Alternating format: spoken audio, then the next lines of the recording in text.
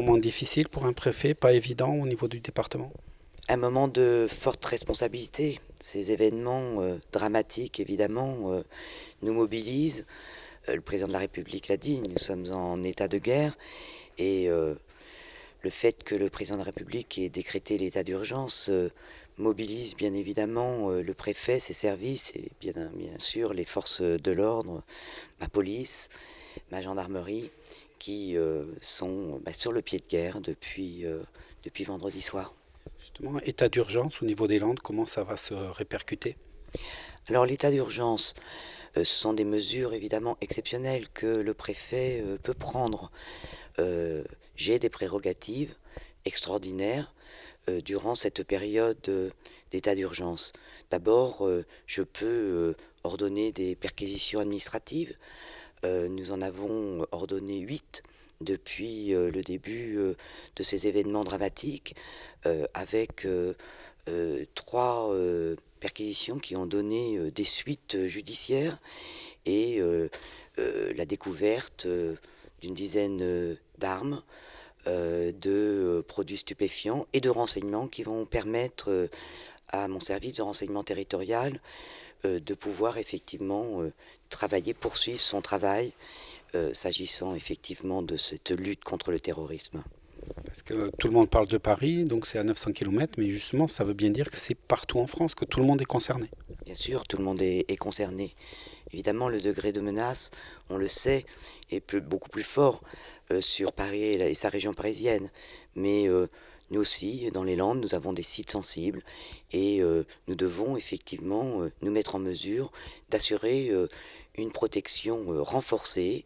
J'ai signé hier notamment un certain nombre d'arrêtés pour déterminer des zones de protection sur tous les sites sensibles, bien évidemment nos sites militaires, les sites industriels Céveso Eau, les marchés les plus fréquentés, nos centres commerciaux, nos lieux de culte musulman, le lieu de Saint-Vincent-de-Paul, etc., etc. J'ai essayé avec bien évidemment les conseils de ma gendarmerie et de ma police de déterminer les lieux où nous devions renforcer nos patrouilles, où nous aurions la possibilité, grâce à ces arrêtés fixant ces zones de protection, de faire des contrôles d'identité, de fouiller les véhicules et de demander, le cas échéant, à des personnes qui n'auraient rien à faire sur certains sites, d'évacuer les lieux.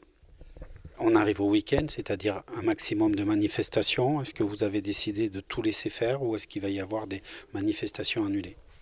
Alors justement, cette réunion que j'ai organisée avec l'ensemble des maires du département avait pour objectif de d'abord évidemment repréciser auprès d'eux les prérogatives que j'avais dans cette situation d'état d'urgence et les mesures que j'avais déjà prises, et puis surtout de voir avec eux effectivement comment ils devaient s'organiser pour assurer eux aussi une vigilance renforcée. Je leur ai rappelé d'abord quels étaient leurs pouvoirs en matière de police générale et particulière, et je leur ai évidemment demandé de renforcer leur vigilance, d'être en contact permanent avec nos policiers et nos gendarmes pour à la fois prendre conseil, mais surtout également nous signaler tout événement, tout comportement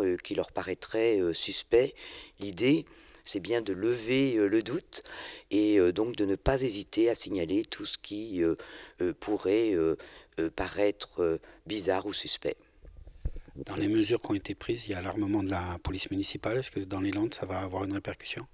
Alors, nous allons réorganiser des réunions, bien évidemment, avec les maires qui ont des polices municipales.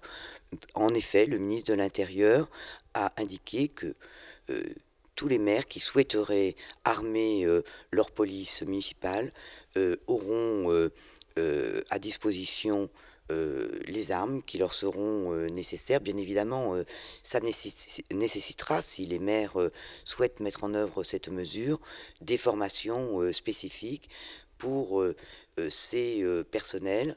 Il il faut également effectivement rappeler que ça soit d'ailleurs pour les forces nationales ou pour ces polices municipales, l'obligation absolue de mettre le gilet pare-balles, de se protéger, d'éviter toute position statique qui pourrait effectivement mettre leur vie en danger.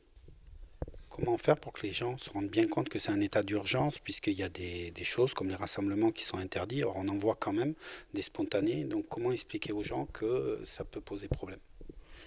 Oh, vous savez, je pense que la population a pris conscience de l'extrême crise que nous traversons. Les rassemblements, je crois que euh, de manière globale, il y a eu quelques petits rassemblements spontanés, mais très très peu importants. Et vous l'avez vu, les deux rassemblements, je dirais, départementaux qui ont été organisés l'ont été hier. Ils ont effectivement été l'occasion euh, d'un recueillement vraiment très émouvant de la population, que ce soit à Dax ou à Mont-de-Marsan.